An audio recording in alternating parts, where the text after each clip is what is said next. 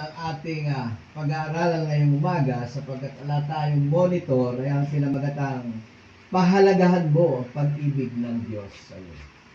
Amen? Amen. Paano ba natin mapapahalagahan yung pag-ibig ng Diyos sa bawat isa sa atin?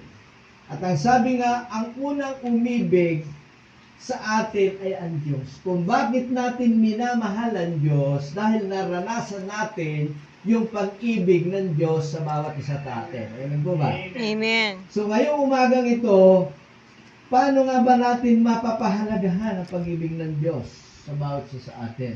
Mayroon tayong tatlong bagay na nais ng Diyos na gawin natin at dito natin makikita mismo sa sinabi niya rito sa ating binasa sa Isaiah 65 verse 1. Number 1 na nais ng Diyos na makita sa atin ay yung kailangan nating manalangin.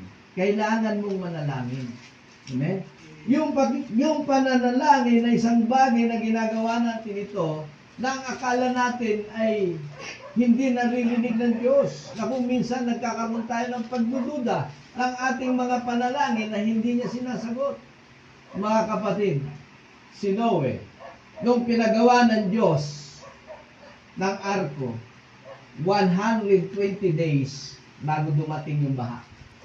Hindi niya sinabi na, Lord, yan, pinagawa mo ako ng arko, ng barko para ilagay ko itong mga hayop na ito, na mga lahat ng mga pinadala mo dito sa loob.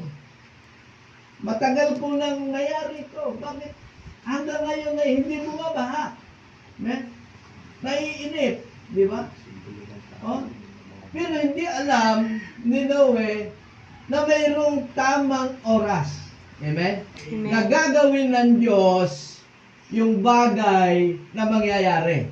Sa buhay din po natin, ganun mga kapatid.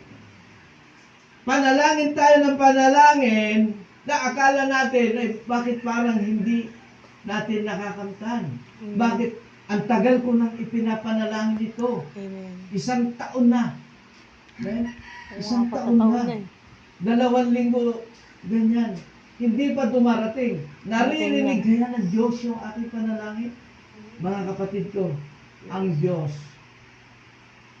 bawat ating hinaing, naririnig yan mga kapatid. Amen? Amen.